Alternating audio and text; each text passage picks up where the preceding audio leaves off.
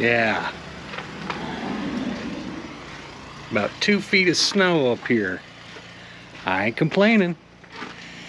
And why is my car not in where it's supposed to be? Well, we'll show you.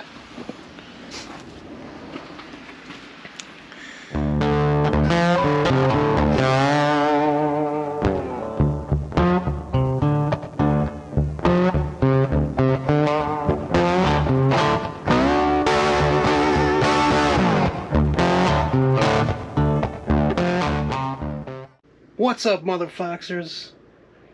How we doing? Well, I am in my mobile garage. As you've seen in the beginning of this, my car is not in here. This is the reason why, right here. We put a tarp over it. In the meantime, you see the snow just sagging on this damn thing from the 2 feet that we got, like I said.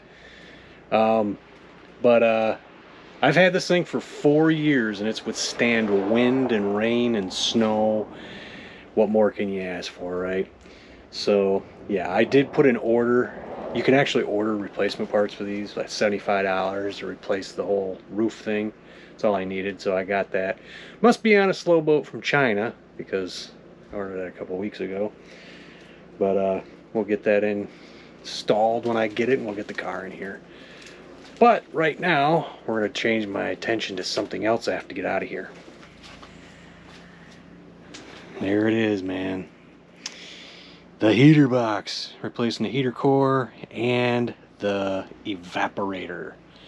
We're going to have to get the hose off here. We had trouble getting it off in the car when we were pulling the engine, so we just pulled it from here. But yeah, this is the accumulator, guys, for the AC. The heater box is right here. There's 2 screws you got to remove to get that out. And forward in there, from infinite wisdom, if nobody knows this, for you to get the accumulator, how did I say accumulator? For you to get the evaporator out of here, you have to cut a door access on here, okay? Don't know why Ford sealed these up like that if you just got to replace them anyway. But they did leave you where to cut this thing. Like right here, and right along here and here. And then right here, what I did in my other car was I just took a heat gun and heated this up, bent it back, got the accumulator on there, then heated it back up, placed it back down, and sealed it up with some RTV. So, and I think I put tape over that too in case, something flipped up on it. But when I did my other car, Black Cherry Bomb, somebody had already gotten in there, so I think I left it. No, I think I might have replaced it. And then they took some cheap duct tape and taped it up. So what I did was I took some good duct tape, some Gorilla Tape, and taped it up on that car. But yeah, so yeah, I don't know why Ford did that. It's kind of strange, but whatever. And if you're all wondering, well, if it comes apart, well, that accumulator fits very tightly in that space, so it's not going anywhere. But yep, I'm gonna pull this inside and start tearing it apart, get everything swapped out of it, and get it in the car. Oh, and yeah, remember those? I said don't worry about those. Wondering what they are? You're wondering what they are? That's all you get. That's all you get. Can you guess what they are? So that was easy. I just went to grab that to, carry it out of here, and it came out. Job done. All right, I'm gonna have to speak up. We got the Mr. Heater, propane heater rolling in here. So, but I just took the cover off this heater core. Let's see if it's bad. I don't know, guys. I'm doing it because I had to take the dash out anyway. But I don't see anything. Oh, yep, there it is, right there. Usually that's it's usually at the bottom, and it's been slowly leaking a little bit. So good call pulling this out. I got one downstairs. That's gonna go grab it, and then we'll cut this open here and get this out as well. But yeah, it was leaking. Not bad, but you can see the staining on the foam down there. So, yep, good call.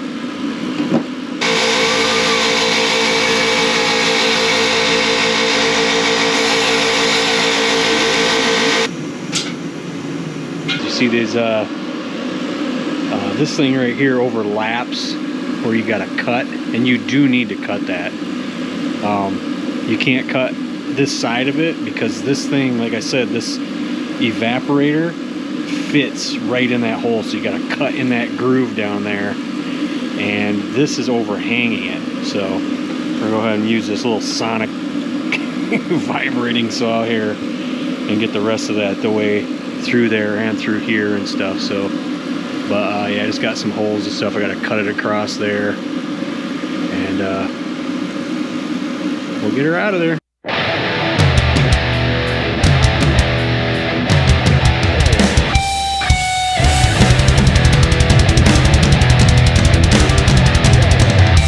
All right, there you go, guys. As you saw, just took the heat gun down here and bent that. That's gonna stay there. We'll clean this up here.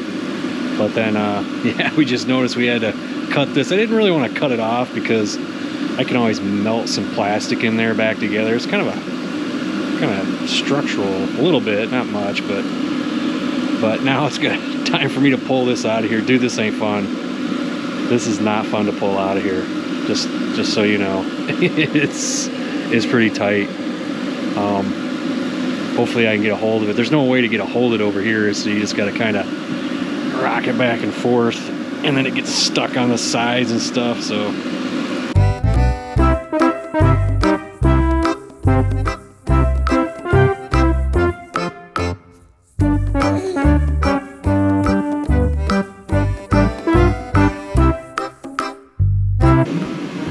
good call on that one too.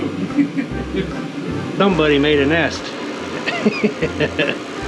So yeah, I was glad I got that out of there. That's Georgia stuff too. Yeah, no kidding. Alright, there you go. There's the newbies. Gotta wrap some foam around this one. This one didn't come with any, so we're gonna use some of our window or weather seal here. Yeah, it's a little thinner, but I don't think it's gonna be a big deal. So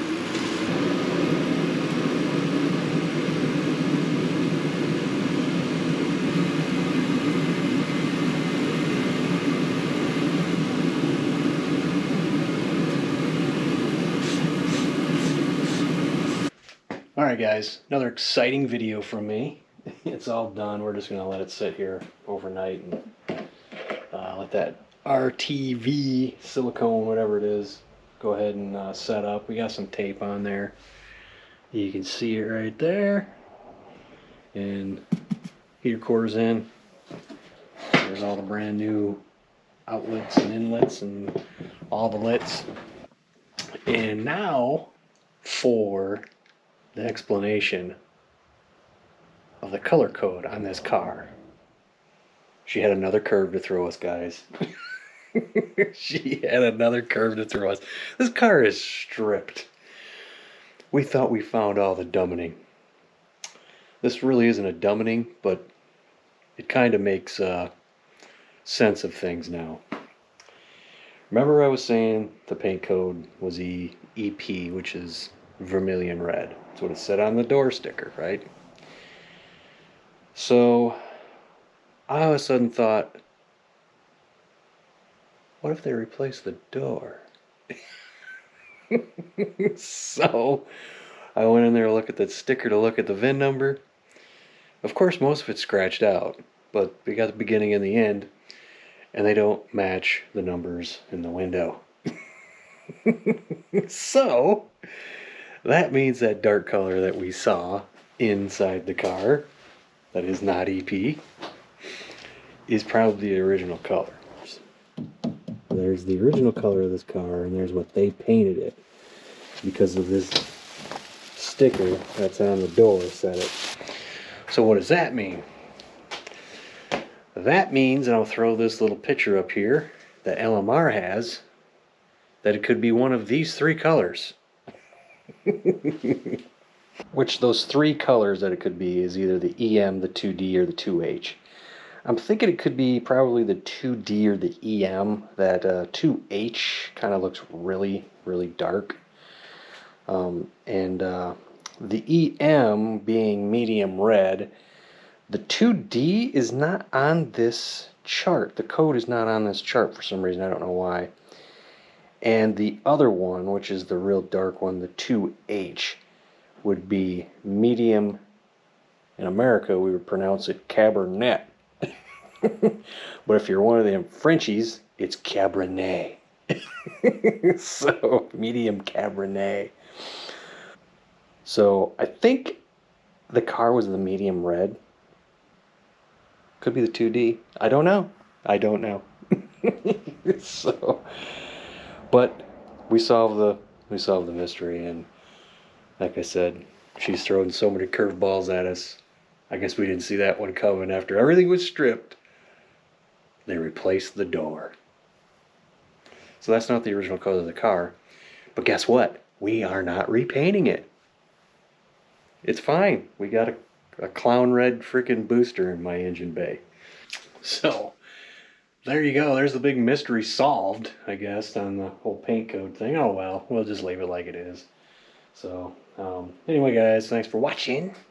We'll see you next time. Probably putting this thing in and a little bit more wiring. I mean, it's not.